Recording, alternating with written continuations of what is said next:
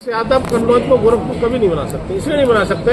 वो कन्नौज को जो है सैफई को तो बना सकते हैं, गोरखपुर बनाया है। सैफई में एयरपट्टी से लेकर के सारा सब कुछ आपने एयरपोर्ट से लेकर देखा हुआ। तब मैं कहूँगा कि जिस तरह से सबको अपनी मिट्टी से प्यार होता है ना, तो मुझे लगता है कि अखिलेश जी और समाजवादी पार्टी का जो परिवार है ना, सारे सांसद हैं, उन्हें अपनी मिट्टी से वहीं से प्यार है। बदायूं की मिट्टी से प्यार नहीं हो सकता, कन्नौज की मिट्टी से प्यार नहीं हो सकता, आजमगढ़ की मिट्टी से प्यार नहीं हो सकता, फिरोजाबाद की मिट्टी से प्यार नहीं हो सकता।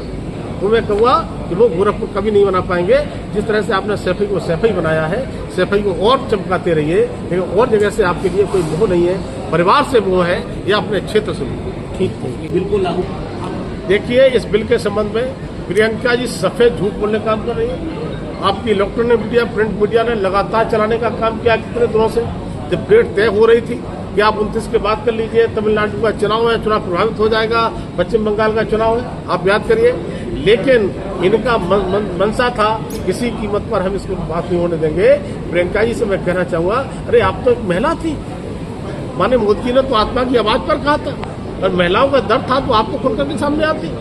लेकिन प्रियंका जी आप भी सामने आने वाली नहीं है। तो मालूम है कि मेरे अलावा दूसरी कोई महिला आ न जाए। अगर महिलाओं का आरक्षण हो जाएगा तो प्रियंका जी आपके साथ कंप्यूटर महिलाएं आपकी खड़ी हो जाएंगी, कांग्रेस में भी। इसलिए महिलाओं को आगे बढ़ने से कैसे रोका जाए, ये सिर्फ प्रियंका जी ने भी इस काम को कृत्य किया है, जो प्रियंका जी को भी माफ नहीं किया जा सकता। अरे माने अमित शाह जी ने तो प्रियंका जी की तारीफ की। जब राहुल जी उल्टा सीधा नाप शनाप बोलते हैं, उन्होंने कहा राहुल जी आपको कांग्रेस के सीनियर नेता है, उसको सीख लो बोलना, और उनसे ना सीखो तो अपनी बहन प्रियंका से सीख लो। अरे प्रियंका जी, आपका तो मोदी जी भी सम्मान करते हैं, लेकिन आपके मन में अपनी जो आदि आबादी महिलाएं हैं, इनके लिए दर्द नहीं हुआ, संवेदनशीलता आपकी कहाँ चली गई थी। अगर प्रियंका जी खड़े होकर कहती कि मैं तैयार हूँ, हमारी महिलाएं कांग्रेस तैयार है, तो मैं उनका स्वागत करता हूँ। और आदरणीय प्रधानमंत्री मोदी के नेतृत्व में अब इस तरह का परिवारवाद चलने वाला नहीं है। और निश्चित ये जो पाप किया है, इस पाप का खमियाजा समाजवादी पार्टी हो, कांग्रेस हो, टीएमसी हो या डीएमके हो, सबके लिए उठाना पड़ेगा।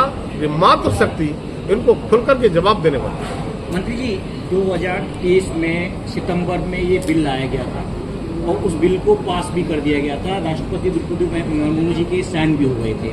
क्या वजह रही कि उसको अभी तक भाजपा की सरकार ने लागू नहीं किया? दूसरी बात, जो 543 में आरक्षण देने की बात लगातार विपक्ष कर रहा है, तो जो आप अमेंडमेंट बिल लेकर आए, ये पास नहीं हो सका, तो क्या भाजपा की सरकार 543 में महिलाओं को आरक्षण देगी?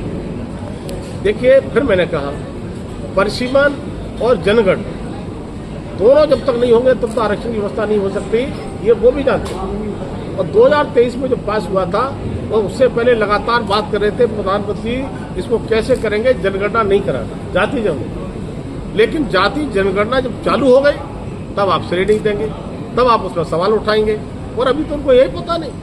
हमारे समाजवादी पार्टी के, मैंने कहा, कुछ नेता कह रहे थे कि इसमें जाति का कॉलम ही नहीं है। तब मैंने अमित शाह जी ने खड़े होकर कहा कि अभी आपको यही पता नहीं है, घरों की कोई जाति नहीं होती है, घरों की जाति का कॉलम नहीं है। जब ऐसा आपके जमाने में होता होगा, लेकिन घरों की जनगणना हो जाएगी, उसके बाद जाति जनगणना होगी, उसमें जाति का कॉलम भी होगा।